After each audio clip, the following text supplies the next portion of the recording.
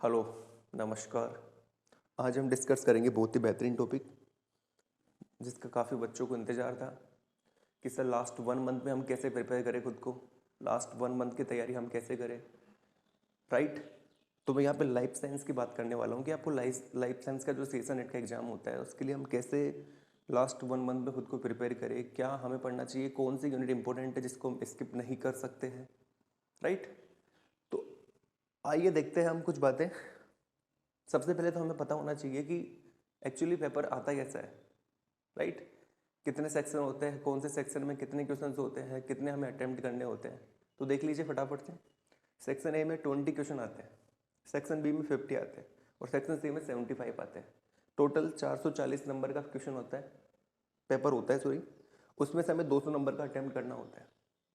मतलब आपको section A के अंदर केवल 15 क्वेश्चन करने हैं, सेक्शन बी में 35 करने हैं और सेक्शन सी में 25 क्वेश्चन करने हैं। अब आप खुद देखिए, आप इस एग्ज़ाम को इतना बड़ा बोझ लेके चलते हो ना कि यार ओहो सेशन नेट का एग्ज़ाम, वो मेरे से क्या होगा, होगा कि नहीं होगा, कैसे कर पाऊंगा, कैसे नहीं होगा। आप 15-15 घंटे 17-17 घंटे पढ़ रहे हो दिन में। इतना बड़ा तो एग्ज़ाम ही नहीं है यार ये। देखो खुद देखो, 75 क्वेश्चन आते हैं, एक क्वेश्चन 4 नंबर का आता है और आपको मात्र 25 क्वेश्चन करने हैं। देखो 75 में से 25 क्वेश्चन आपको देख के करने हैं मात्र। दिमाग को बिल्कुल कूल रखना है और आपको देखना है 75 क्वेश्चंस फटाफट फटाफट फटाफट रीड करो, आपको जो आता है उसको कर लो टिक, हाँ ये मैं कर लूँगा, इसको मुझे आता है, ये मुझे कर लेना चाहिए। रीड एंड मार्क कर लो उसको, हाँ ये मैंने देखा हुआ है, ये टॉपिक मैंने पढ़ा हुआ है, मार्क, आगे चलो मार्क मार्क मार्क मार्क। ऐसे आपने क्वेश्चन सेलेक्ट कर लिए, मान लो आपने 30 क्वेश्चन सेलेक्ट कर लिए। अब आप बिल्कुल कूल रहते हुए उनको धीरे धीरे आराम से पढ़िए उनको, क्योंकि आपको 25 क्वेश्चन पढ़ना है मात्र। भाई आप 75 क्वेश्चन पढ़ने बैठ जाओगे, एक क्वेश्चन में कम से कम मान के चलिए 5 से 7 लाइन का होता है सेक्शन सी के अंदर। तो 75 क्वेश्चन को पढ़ने बैठोगे, एक क्वेश्चन 5 से 7 लाइन का, एक क्वेश्चन को पढ़ने में 1 से 1.5 मिनट आपकी जाएगी। तो भैया आपका तो 5 मिनट तो क्वेश्चन को पढ़ने पढ़ने में गया मात्र, ओनली पढ़ने पढ़ने के अंदर। ऐसा तो हमें करना ही नहीं है। रीड एंड रिव्यू करके चलो, हमें तो बस पढ़ा, ठीक है, आगे बढ़ो, हाँ ये मैं कर सकता हूँ, आगे बढ़ो। और आपको कुछ क्वेश्चन ऐसे आएंगे जो आपको लगेंगे कि यार ये तो मैं ऐसे ही कर दूंगा, तो उनको साथ के साथ करके चलो।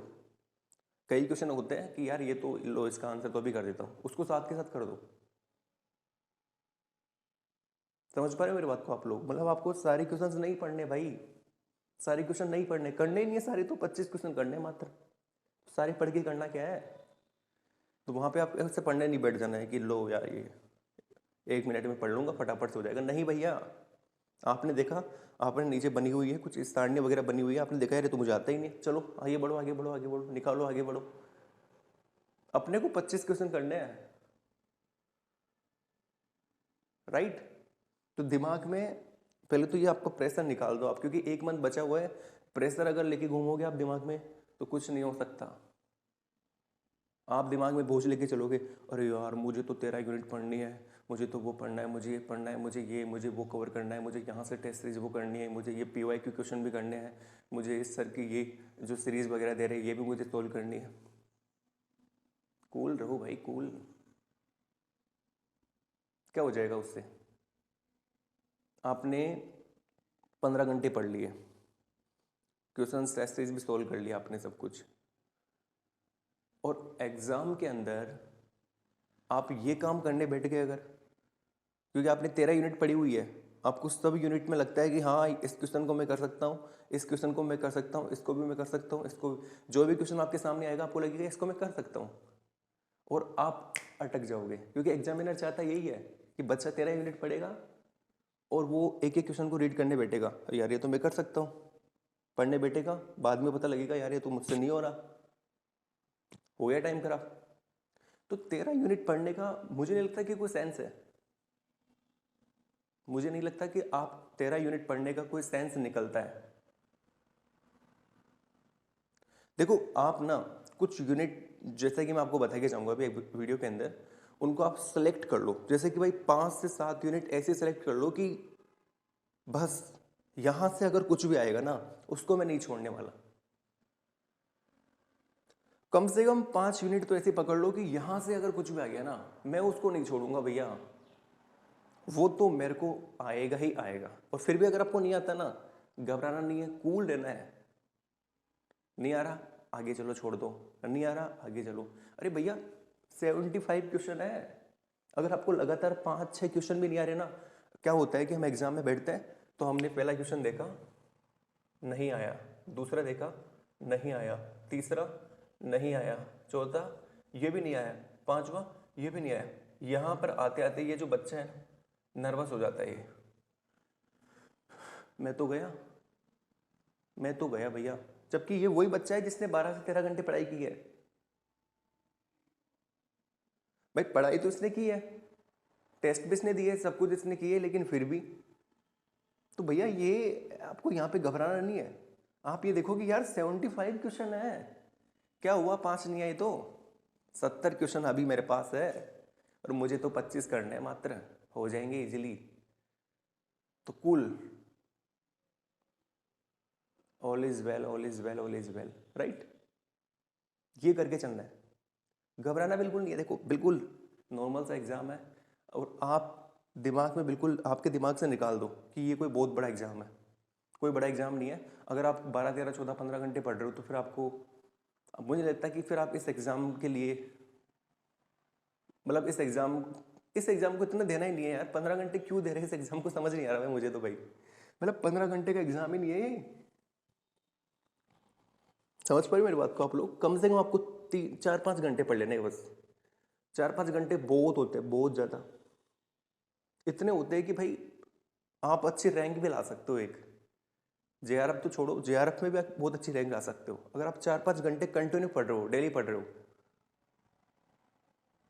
और जो 13-14 घंटे पढ़ रहे हैं ना भाई, उसके दिक्कत होने वाली है इस एग्जाम में, पहले बोल रहा हूँ मैं। अब कई बच्चे यहाँ पे मुझे नेगेटिव कमेंट करेंगे नीचे, किस तरह आप हमें डीमोटिवेट कर रहे हो, हमें ये कर रहे हो, हम तो पढ़ रहे थे 13-14 घंटे, आपने हमें डीमोटिवेट कर दिया, वो कर दिया। भाई तुम पढ़ो यार, तुम्हें मैं बिल्कुल डीमोटिवेट नहीं कर रहा, लेकिन मैं बताना चाह रहा हूँ कि 13-14 घंटे के लिए एग्जाम नहीं है ये कोई आरएएस की तैयारी नहीं कर रहे हम लोग, ना ही कोई कंपटीशन तैयारी कर रहे हैं, ना ही कोई पटवारी की, ना कोई एलडीसी जिसमें आपको सरकारी जॉब मिलने वाली है। आप 13-14 घंटे पढ़ो, आपको एक फेलोशिप मिलेगी मात्र, राइट। समझ पा रहे मेरी बात को आप लोग? तो अगर आपको 13-14 घंटे ही पढ़ने तो आप कोई सरकारी जॉब की तैयारी करो ना भैया। ये एक छोटा सा एग्जाम है भाई, बिल्कुल आपको कूल रहना है। डेली के 3-4 घंटे पढ़ने हैं, मस्त रिवीजन करना है, टेस्ट देने हैं, और चलो जी एग्जाम देने चले जाओ आराम से। देखो 25 क्वेश्चन इसमें, 35 क्वेश्चन में से इतने जो भी क्वेश्चन आपको आते हैं बी में, और सेक्शन ए में अब आपको आते हैं 4-5 क्वेश्चन, तो कर दो, खत्म कहानी, हो जाएगा आपका सिलेक्शन। अब आपने भैया 13 यूनिट पढ़ लिए, आपने 13-14 घंटे डेली पढ़े हैं, आपने बहुत ज़्यादा पढ़ लिया, बहुत एक्सट्रीम, आपने बुक्स पढ़ ली, स्टैंडर्ड बुक्स फॉलो कर ली, उसको पढ़ लिया, और फिर भी आपका सिलेक्शन नहीं हो। उसका रीज़न पता है क्या है? उसका रीज़न यही है क्योंकि आपको वहाँ पे लगता है कि मुझे सारे क्वेश्चन आते हैं, सारे ये 50 और 75 इनको काउंट कर लो, जितने भी होते हैं मुझे सब आते हैं। आपको लगेगा क्योंकि आपने सारी यूनिट पढ़ी हुई है, सारी यूनिट में आपने सारे टॉपिक देखे हुए हैं। आपने कोई भी क्वेश्चन आया, जैसे कि पीसीआर से रिलेटेड क्वेश्चन आया, पीसीआर लिखा हुआ दिख गया, आपने पीसीआर पढ़ा हुआ है आपका, तो ये लो जी ये क्वेश्चन तो मैं कर सकता हूँ। आप उस क्वेश्चन में टाइम अपना दे रहे हो, लास्ट में पता लगा तो मैं नहीं कर सकता। तो आपको फटाफट से पता करना है, फास्ट रिव्यू आपके दिमाग में फटाफट से आना चाहिए कि यार ये मैं कर सकता हूँ कि नहीं कर सकता। नहीं कर सकता, आगे बढ़ो फटाफट। तो ये उन बच्चों के लिए प्रॉफिटेबल हो जाएगा जो बच्चे कम यूनिट पढ़ के जाएंगे ना, जो 7 से 8 या 9 यूनिट को कवर करके जाएंगे। उन बच्चों के दिमाग में ये रहेगा कि हाँ यार मैंने तो ये पढ़ा ही नहीं है, मैंने तो मॉलिक्यूलर बायोलॉजी, वैसे मॉलिक्यूलर बायोलॉजी की बात नहीं कर रहा मैं, तो मैं एक एग्जांपल दे रहा हूँ कि मैंने मॉलिक्यूलर बायोलॉजी नहीं पढ़ा है, तो पीसीआर आया हटाओ, या जो भी टूल टेक्निक है उसमें पीसीआर आपके है, पीसीआर आया हटाओ, क्योंकि मैंने पढ़ा ही नहीं है टूल टेक्निक। तो उन बच्चों के लिए प्रॉफिटेबल हो जाएगा वो। उन बच्चों को पता है कि ये मैंने 8 यूनिट पढ़ाई की है, इन 8 यूनिट में से क्वेश्चन आएगा, मैं उसको करने की कोशिश करूंगा, और इनसे बाहर आएगा मैं उसको कोशिश से नहीं करूंगा। तो आपको पहले कूल रहना है, मस्त रहना है, सारा कुछ पढ़ने की जरूरत आपको बिल्कुल भी नहीं है। समझ पा रहे हो मेरी बात को आप लोग? मैं बिल्कुल किसी को डीमोटिवेट करने नहीं आया हूँ। पहली बात तो यहाँ पे मैं आपको यही कहने आया हूँ कि भैया आप लोग जो है ना, इस एग्ज़ाम के लिए बहुत परेशान हो रहे हो, आप इसको बहुत बड़ा बोझ लेके चल रहे हो कि यार क्या होगा, कुछ नहीं होगा यार, बहुत ईजी एग्ज़ाम है, इजीली क्वालिफाई करेंगे हम इस चीज़ को, कोई दिक्कत ही नहीं आएगी हमें।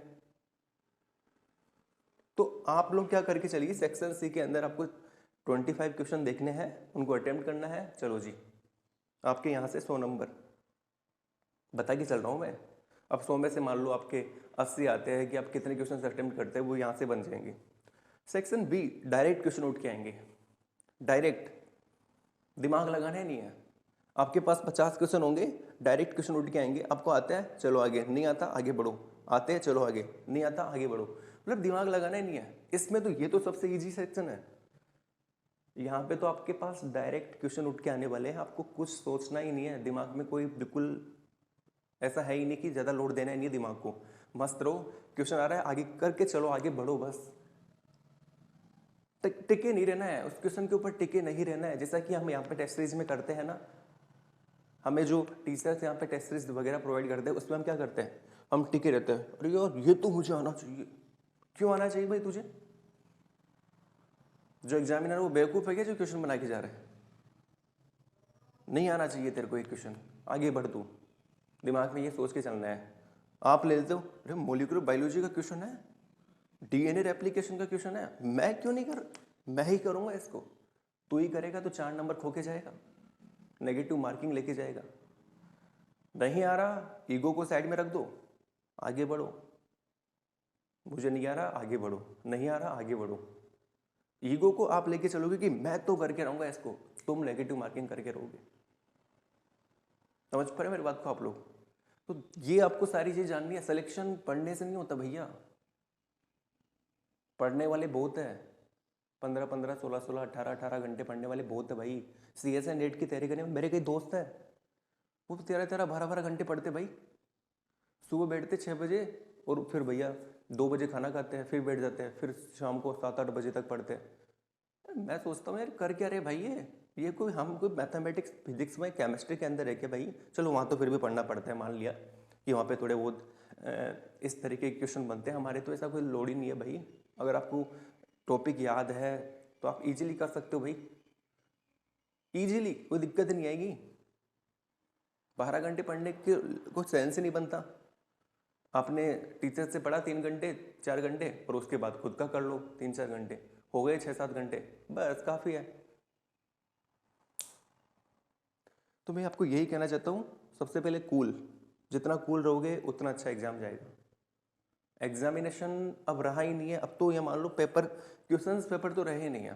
क्वेश्चन तो कोई भी बच्चा कर देगा जो पढ़ा हुआ होगा, लेकिन आपको केवल बनना क्या है, कूल बनना है, थोड़ा सा कूल और स्मार्ट बनना है एग्जाम के लिए, ताकि आप वहां पर जाके अपना 100% दे सको जो आपने पढ़ा है उसमें से। राइट, आपने 7 यूनिट पढ़ी है, 7 यूनिट का तो 100% दो, क्यों नहीं? आपकी रैंक आएगी। मैं बोलता हूँ आपकी मस्त रैंक आएगी। आप बोलते हो मेरा नेट नहीं होगा, वो नहीं होगा, आपकी रैंक आएगी। आप 7 यूनिट का बेस्ट तो देके देखो। आपको जो आपने 7 यूनिट पढ़ी है ना, वो आपको अंगुलियों पे होनी चाहिए। कोई सा भी टॉपिक आपकी अंगुली पे होना चाहिए। जैसे सेल बायोलॉजी आपने पढ़ी, मैंने बोल दिया अपॉप्टोसिस, तो आपको अपॉप्टोसिस ऐसे याद होना चाहिए जैसे कि कोई एक मशीन बोल रही हो ना सामने, क्या होता है अपॉप्टोसिस, कितने पाथवे होते हैं, कौन सा पाथवे में क्या होता है, किस पाथवे में क्या काम करता है, कौन कहाँ पे आता है, सब कुछ। फिर देखो आपकी 7 यूनिट के अंदर सिलेक्शन होता है कि नहीं होता है, 8 यूनिट के अंदर सिलेक्शन होता है कि नहीं होता है। मिनिमम 8 यूनिट तो लेके चलो, 8 से 9 यूनिट लेके चलो आप, है ना। 7 यूनिट तो मैं कम बोल के जा रहा हूँ, 8 से 9 यूनिट आप लेके चलो। 3-4 यूनिट को स्किप कर दो, कोई दिक्कत नहीं है। अच्छा, अब कई बच्चे बोलेंगे कि हमें सर कौन कौन सी यूनिट पढ़नी चाहिए, कौन सी यूनिट सबसे अच्छी होती है। कि देखो आपके इंटरेस्ट के ऊपर है, सब बच्चों का एक अलग यूनिट के अंदर इंटरेस्ट होता है। किसी को पसंद है प्लांट फिजियोलॉजी, किसी को एनिमल पसंद है, तो कोई प्लांट को प्रिपेयर करके जाता है, कोई एनिमल को प्रिपेयर करके जाता है, राइट। लेकिन फिर भी मैं प्रेफर करूँगा कि आप इन यूनिट को छोड़े ना। वो कौन कौन सी है, आइए मैं लिख देता हूँ कुछ यूनिट्स के बारे में। जैसे कि एक तो आपको मॉलिक्यूलर बायोलॉजी बिल्कुल भी नहीं छोड़नी भैया, ये तो आपको लेके चलना है। मॉलिक्यूलर बायोलॉजी पे सीएसआर, पता नहीं सीएसआर को क्या हो गया कि मॉलिक्यूलर बायोलॉजी से इतने क्वेश्चन बना रहा है, हर साल मॉलिक्यूलर बायोलॉजी से काफ़ी क्वेश्चन आ रहे हैं। इसको तो आपको छोड़ना ही नहीं है। सही सर, मॉलिक्यूलर बायोलॉजी पे बहुत क्वेश्चन बना रहा है, तो आपको मॉलिक्यूलर बायोलॉजी हर चीज़ आपको, रेप्लिकेशन, यूकैरियोटिक प्रोकैरियोटिक सबके अंदर, ट्रांसक्रिप्शन, ट्रांसलेशन, कैपिंग, स्प्लाइसिंग, सब कुछ, आरएनए, टीआरएनए, एमआरएनए, जितने भी है ना, एडिटिंग वेडिटिंग, सब कुछ, म्यूटेशन, सब कुछ आपको आना चाहिए। ठीक है, सब कुछ XYZ, मतलब जो भी टॉपिक है ना उसका, वो आपको आना चाहिए। मॉलिक्यूलर बायोलॉजी आपको नहीं छोड़ना है किसी भी कंडीशन में। ठीक है, इसके बाद में सेकंड आपको लेके चलनी है, जो मैं आपको बता के चल रहा हूँ, जेनेटिक्स। काफ़ी इजी आता है जेनेटिक्स से। जेनेटिक्स, आपको जेनेटिक्स पढ़ना है, सारी चीज़ें बेसिक्स आपका काफ़ी स्ट्रॉन्ग होना चाहिए जेनेटिक्स का। जेनेटिक्स में बेसिक्स अगर आपका स्ट्रॉन्ग नहीं होगा ना, तो इसके आप क्वेश्चंस को किसी भी कंडीशन में नहीं कर पाओगे। बेसिक्स बिल्कुल छोटी छोटी बातें, छोटी छोटी बातें अगर आपको नहीं आएगी तो जेनेटिक्स में आप घुस ही नहीं पाओगे अंदर तक। तो जेनेटिक्स आपका स्ट्रॉन्ग होना चाहिए। और जेनेटिक्स के मैं क्लासें लगा रहा हूँ, मैंने अपने यूट्यूब चैनल पे अभी कुछ क्लासें डाली है, कम से कम 12-13 क्लासें मैंने डाल दी है। तो अगर आपका बेसिक्स आपको कवर करना है तो वहाँ से आप कवर कर सकते हो, हम बेसिक्स से एडवांस तक लेके जाएंगे उसको, राइट। तो वहाँ पे आपको सारा मटेरियल मिल रहा है, सब कुछ जो आपको CSIR में काम आएगा सारा कुछ मिल जाएगा वहाँ पे, राइट। दूसरी, आपको जेनेटिक्स के अलावा आपको कवर करके चलना है, मैं 7-8 यूनिट लिख के जा रहा हूँ, वो आपको पढ़ना है। देखो, आपको सेल बायोलॉजी बिल्कुल भी स्किप नहीं करना है। सेल बायोलॉजी भी बहुत अच्छा है, और सेल बायोलॉजी अगर आपका क्लियर हो गया ना, तो ये मान के चलिए आपने किसी भी यूनिट में दिक्कत, जैसे सेल बायोलॉजी अगर आपको सेल बायोलॉजी आपका क्लियर है ना, तो आपको देखो प्लांट फिजियोलॉजी, उसमें जो सिग्नलिंग वगैरह आएगी उनमें दिक्कत नहीं आएगी।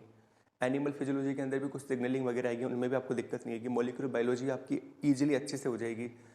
तो सेल बायोलॉजी को तो आपको कवर करना ही करना है, सेल तो आपको आना ही चाहिए, मतलब आपको ये यूनिट्स तो आपको आनी चाहिए, तब जाके आपका सिलेक्शन ईजिली हो जाएगा 7-8 यूनिट को लेके सेल बायोलॉजी। चौथा, अब देखो मोल ये हो गया, हाँ डेवलपमेंट बायोलॉजी। देखो डेवलपमेंट बायोलॉजी, इससे इजी टॉपिक तो हो ही नहीं सकता। अब यहाँ पे बॉटनी वाले बच्चे बोलेंगे, अरे सर प्लीज़ इसको मत बोलो आप, डेवलपमेंट बायोलॉजी नहीं, हमसे डेवलपमेंट बायोलॉजी याद ही नहीं होती है। क्या करें भैया, कुछ कर ही नहीं सकते।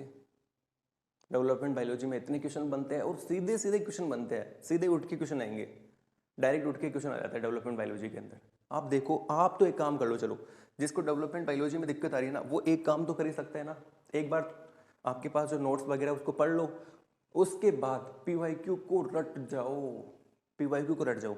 डेवलपमेंट बायोलॉजी की आप PYQ देखोगे ना उठा के, आपको पता लगेगा हर साल रिपीट हो रहे हैं। हाँ रिपीट, CSIR रिपीट कर रहा है भाई, क्योंकि CSIR के पास ऑप्शन नहीं है, कोई ऑप्शन बचा ही नहीं है। चलो मॉलिक्यूलर बायोलॉजी में तो चलो वो क्वेश्चंस को घुमा सकता है, हाँ टूल टेक्निक में भी घुमा देगा, डेवलपमेंट में क्या घुमाएगा वो, डायरेक्ट पूछना पड़ेगा उसको। और आप लोग इजीली कर पाओगे अगर आपको PYQ भी अच्छे से पता है, तो डेवलपमेंट बायोलॉजी की सारे PYQ रट जाओ। B सेक्शन, C सेक्शन में जितने भी आए हैं ना लास्ट, जितने भी 2011 से लेके 2022 जितने भी तक, तो सबको आपको रट जाना है, गोल के पी जाओ उनको, आपका काम हो जाएगा डेवलपमेंट बायोलॉजी में। डेवलपमेंट बायोलॉजी काफ़ी अच्छी है, इजी भी है, और क्वेश्चंस रिपीट होते हैं, इसलिए मैं इसको प्रेफर करके चलूँगा। अच्छा, और आपको क्या होना चाहिए पता, देखो मोल बायोलॉजी हो गया, जेनेटिक्स हो गया, सेल बायो हो गया, डेवलपमेंट बायोलॉजी हो गया, हाँ प्लांट फिजियोलॉजी।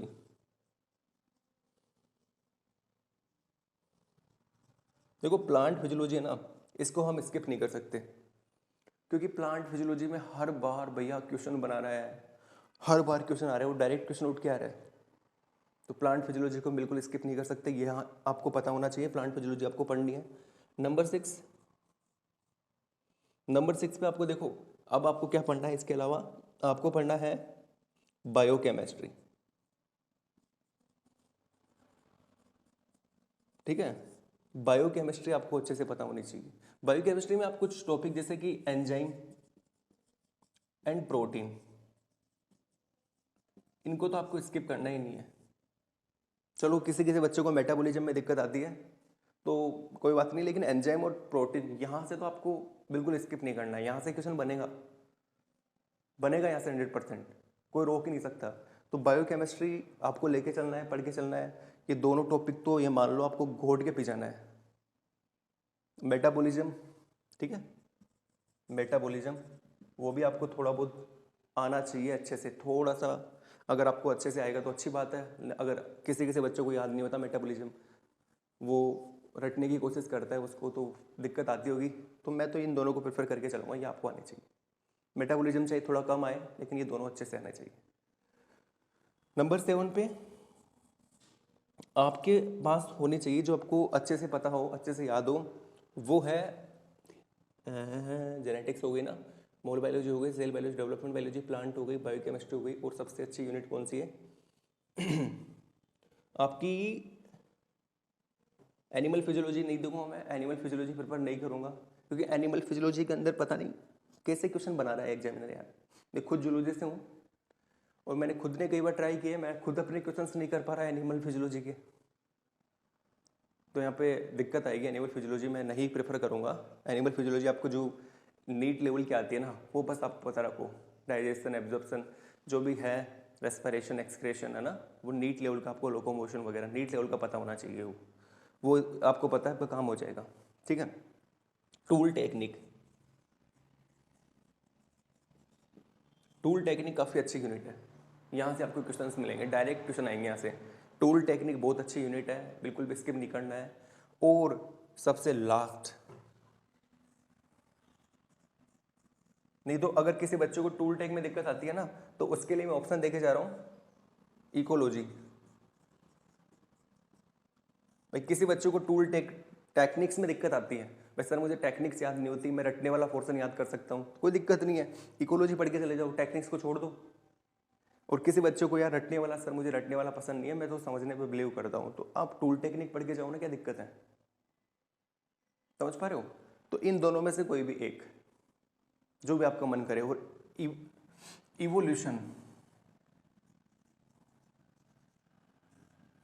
इकोलॉजी इवोल्यूशन है ना, तो याद रखना ये सबसे बेहतरीन है, ये आपको पता होना चाहिए। इवोल्यूशन के पूरा का पूरा आपको यूनिट अच्छे से आना चाहिए। इकोलॉजी इवोल्यूशन, देखो जिसको टूल टेक में दिक्कत आती है वो इकोलॉजी इवोल्यूशन को कवर करके जाओ। ये सारी की सारी यूनिट अगर आपको कवर है तो इजीली आप इस एग्जामिनेशन को क्रैक कर सकते हो, कोई बड़ा एग्जाम नहीं है, और कूल रहना है बस। और सेक्शन बी, सेक्शन बी मैंने आपको बता दिया, 35 क्वेश्चन आपको करने होते हैं, 35 में से भी आपको 5 क्वेश्चन हटा दो, 30 क्वेश्चन तो आपको करना ही करना है। देखो 200 नंबर में से आपको केवल 110 नंबर लेके आने हैं, किसके लिए? जेआरएफ के लिए। 110 नंबर मात्र, 110 नंबर आपके आ रहे हैं, आपका जेआरएफ हो जाएगा। अब 110 नंबर भी नहीं ला सकते क्या भैया? सोचो खुद एक बार, 200, पहले 440 में से 200 नंबर का क्वेश्चन करना है, 200 में से फिर 110 नंबर लेके आने हैं, हमें आधे नंबर लेके आने हैं, तो कितना इजी है ना एग्जामिनेशन। इसको तो ऐसे बोझ बना रखा है, कोई लड़ो मत लो, मस्त रहो, जितना पढ़ो बस अच्छे से पढ़ो, अच्छे से नींद लेना है, स्लिप। कोई बोलता है कि यार एग्जाम आ गया कि अब तो मैं एक दो घंटे ही सोऊंगा, मस्त सारे दिन में पढ़ता रहूँगा। अगर आपकी स्लिप अच्छे से नहीं होगी ना भैया, कहानी खत्म हो सकती है एग्जामिनेशन की। नींद बहुत जरूरी है, कम से कम आपको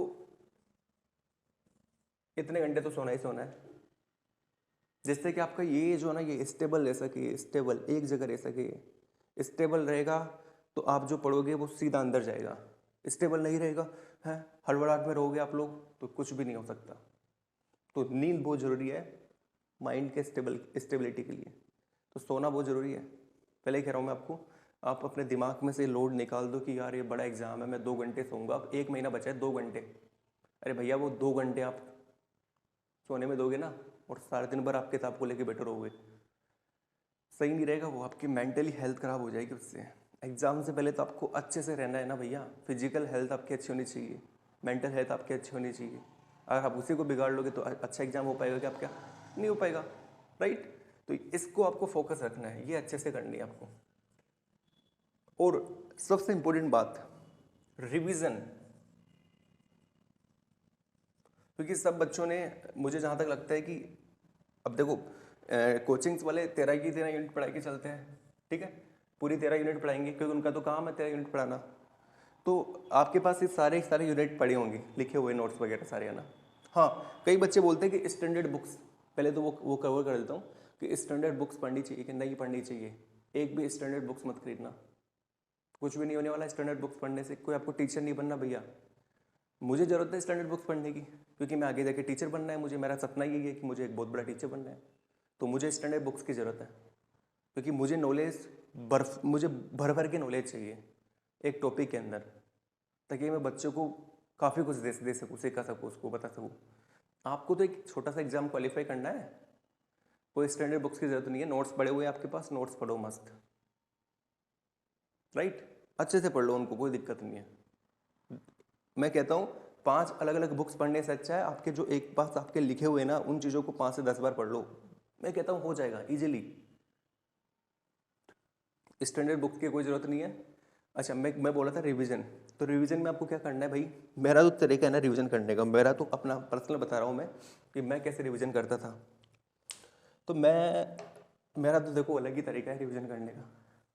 मेरा तो ये मान के चलिए आप लोग सोक कर देना है आपको, मतलब सोक कर देगा कि यार ऐसे भी कोई रिवीजन करता था क्या, लेकिन सबका अपना अपना तरीका होता है। मैं क्या करता था कि भाई मैंने ये पढ़ लिया मॉलिक्यूलर बायोलॉजी, मैंने आज पढ़ ली मॉलिक्यूलर बायोलॉजी, ठीक है, अब मेरा टाइम आ गया रिवीजन करने का। तो मैं मॉलिक्यूलर बायोलॉजी के जितने भी टॉपिक्स है ना, जैसे कि मुझे पता है कि सबसे पहले मैंने मॉलिक्यूलर बायोलॉजी का बेसिक लिखा हुआ है नोट्स के अंदर, उसके बाद मैंने लिखा हुआ है रेप्लिकेशन, फिर ट्रांसक्रिप्शन, फिर ट्रांसलेशन, फिर स्प्लाइसिंग, फिर कैपिंग, फिर टेलिंग, फिर mRNA एडिटिंग, फिर tRNA RNA, फिर स्प्लाइसिंग वगैरह, जितने भी चीज़ें ना, ये सारे के सारे मैं एक टॉपिक के तौर पर एक पेज पे लिख ले रहा था। अपना तरीका बता रहा हूँ मैं, और क्योंकि मैंने मॉलिक्यूलर बायोलॉजी पढ़ी हुई है, तो यही जो बोर्ड है ना, ये बोर्ड ये मैंने खरीद लिया था उस टाइम। और ये मैंने पढ़ाने के पर्पज़ से नहीं खरीदा था, ये मैंने खरीदा था कि भैया अपने को लिख लिख के प्रैक्टिस करना है। जैसे मॉलिक्यूलर बायोलॉजी मुझे आज रिवीजन करना है, मैंने मॉलिक्यूलर बायोलॉजी की बुक को वहाँ किताब को या जो भी मेरे नोट्स हैं उनको दूर रख दिया। अब मैं आ जाता था यहाँ पे मार्कर लेके, मैं स्टार्ट करता था बेसिक्स में मैं फटाफट जो मुझे इंपॉर्टेंट टॉपिक लगता था उसको लिखता था, भर गया, फिर से साफ करके, फिर रेप्लिकेशन, ट्रांसक्रिप्शन, ट्रांसलेशन, जो मुझे नहीं आता था उसको मार्क कर लेता था मैं कि यार ये मुझे नहीं आ रहा है, उसको दोबारा पढ़ता था, नेक्स्ट टाइम सबसे पहले उसी को पढ़ता था। तो ऐसे मेरा रिवीजन का तरीका होता था कि मैं रिवीजन कैसे करता था, पढ़ लिया मैंने, फिर इस बोर्ड पे लिख लिख के। अब आप बोलोगे सर मेरे पास तो इतना टाइम ही नहीं बचा कि लिख लिख के पढ़ूँ, 1 मंथ बचा हुआ है, कोई दिक्कत नहीं, आप रीड करो फटाफट, जितना रीड कर सकते हो उतना रीड करो।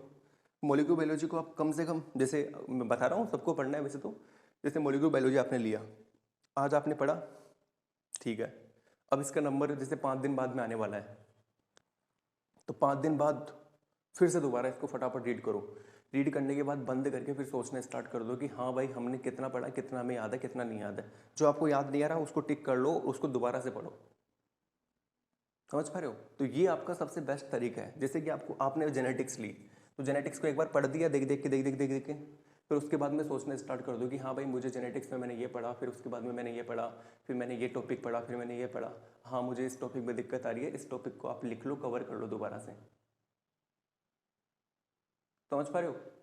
तो आपको इस तरीके से रणनीति बना के चलनी है। देखो एग्जाम के लिए स्मार्ट वर्क करना है, हार्ड वर्क नहीं करना।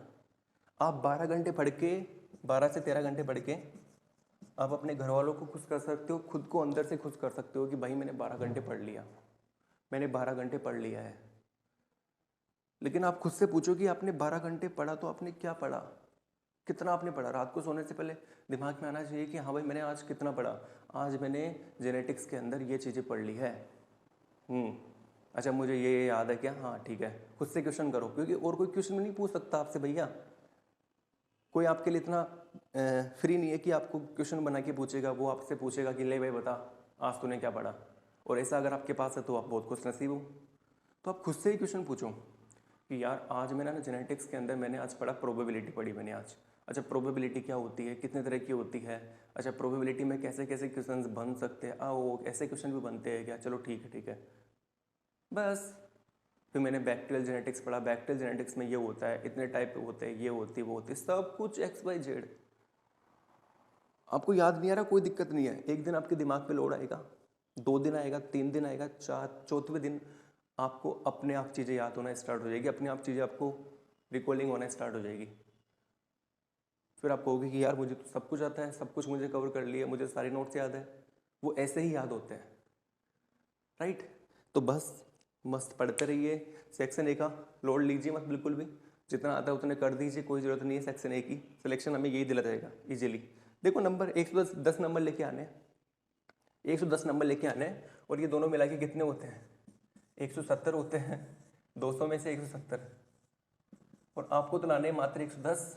तो इसको तो गोली मारो ना, क्यों सोच रहे हो इसके बारे में आप? अरे भाई मुझे तो जनरल एप्टीट्यूड आता ही नहीं है, मैं तो अब लास्ट 1 महीने के अंदर इस टीचर की जनरल एप्टीट्यूड की क्लासें ले लेता हूँ, मैं ये कर लेता हूँ, वो कर लेता हूँ। क्यों भाई, क्यों क्यों इसको इतना प्रेशर देते हो भाई? Chill cool. मैं तो यहाँ से पढ़ लेता हूँ, इस यूट्यूब पे इसने ये चला दिया है, यहाँ से एक एक को पढ़ लूँगा, लिख लूँगा, नोट्स में बना लूँगा, कुछ मतलब नहीं निकलेगा उसका। इसके चक्कर में इनको और खो बैठोगे आप, 170 नंबर को खो बैठोगे भैया। 170 नंबर को लाया नहीं अभी तक तो सीसर के अंदर। आपको तो 110 नंबर लेके आने हैं जेआरएफ के लिए। 120-30 आ गए ना तो टॉप कर जाओगे, फर्स्ट रैंक आपकी रहेगी। समझ पा रहे हो? तो कूल रहना है, मस्त। जितना आप खुश रहोगे ना, खुश, उतना अच्छा। समझ पा रहे हो? और मैं तो कहता हूं बस आप फोकस यहीं पे करो। मैं तो इस पे फोकस कभी किया ही नहीं था, मैं तो अपना पर्सनली बता रहा हूँ। लेकिन किसी किसी बच्चे का मैथमेटिक्स रीजनिंग काफ़ी अच्छा होता है, तो भाई मैं उसको बोलूँगा कि तू बिल्कुल भी ध्यान नहीं हटाना, यहाँ पे करना है, इसको करना है, क्योंकि तू कर पा रहा है, तू करना यार, क्या दिक्कत है, रैंक बनेगी तेरी अच्छी। लेकिन भाई जिसको नहीं आ रहा ना, जो जिसको काउंट, जिसको मल्टीप्लाई करना नहीं आता, भाग गुना बिल्कुल कुछ नहीं आ रहा उसको, और वो लगा पड़ा है इनमें, इसमें अटका पड़ा है, बेवकूफ़ी है भाई उसकी, बहुत बड़ी बेवकूफ़ी है। बहुत ज़्यादा टाइम वेस्ट कर रहा है वो, और टाइम वेस्ट तो हमें करना ही नहीं, क्योंकि टाइम हमारे पास है नहीं। तो अगर आपको हमारी बातें अच्छी लगती है तो हमें लाइक करिए, हमारी वीडियो को अपने दोस्तों के साथ शेयर करिए, ठीक है। और सबसे इम्पोर्टेंट बात जो मैं आपको बताने वाला हूँ, हम लास्ट 2-3 मंथ से हम आपके लिए इस यूट्यूब चैनल पे वीडियो लेके आ रहे हैं। हमने सेल बायोलॉजी को कवर करवाया है, पूरा नहीं करवाया है वो बात अलग है, क्योंकि रेस्पॉन्स नहीं आता ना तो मज़ा नहीं आता। देखो आप भी जानते हो इस चीज़ को। मैंने कम से कम 20 से 22 वीडियो डाले थे सेल बायोलॉजी के, लेकिन कोई रेस्पॉन्स नहीं आया, तो फिर एक होता है ना अंदर से कि इंटरेस्ट खत्म हो जाता है। तो अगर आप हमारे चैनल पे बिल्कुल नए हो, फर्स्ट टाइम आप हमारे चैनल को देख रहे हो, तो एक बार जाके हमारे वीडियोस को ज़रूर देखिए। हाँ, थोड़ा बहुत टेक्निकली आपको वहाँ पे दिक्कत आ सकता है, मतलब हमने एक प्रॉपर स्मार्ट बोर्ड वगैरह ये सब कुछ नहीं लिया हुआ है, अभी हम केवल इसी के बेसिस पे काम कर रहे हैं, और थोड़ा बैकग्राउंड भी इतना खास नहीं है। लेकिन आप अगर टॉपिक पे ध्यान दोगे ना भैया, आपको पता लगेगा आपने बहुत कुछ सीखा है, राइट। तो अगर आप बिल्कुल नए हो, या आप अभी सेसा नेट की प्रिपरेशन कर ही रहे हो, बिल्कुल आप अगले नेक्स्ट जून के लिए जाना चाहते हो, तो बिल्कुल आप हमसे जुड़ सकते हैं, हमारी वीडियो को देख सकते हैं, आपको काफ़ी कुछ सीखने को मिलेगा, काफ़ी कुछ आपके कॉन्सेप्ट क्लियर होंगे। तो अगर आपको किसी प्रकार का कोई नया वीडियो चाहिए, किसी नए टॉपिक पे वीडियो चाहिए, कोई आपको इकोलॉजी, इवोल्यूशन या किसी भी टॉपिक पे, 13 की 13 यूनिट आपके सामने है, कोई से भी यूनिट आपको बता दीजिए आप मुझे, मैं उस पर वीडियो आपके लिए बनाऊंगा और कंप्लीट पूरी की पूरी प्लेलिस्ट में आपको देने वाला हूँ। लेकिन आपको कमेंट बॉक्स में बताना तो पड़ेगा ना कि आपको क्या पढ़ना है, राइट। तो आप मुझे बताइए, हमें इंतज़ार रहेगा आपके कमेंट का, और अपने दोस्तों के साथ ज़रूर शेयर करिए। मिलते हैं एक नई वीडियो में नई बात के साथ, तब तक के लिए नमस्कार।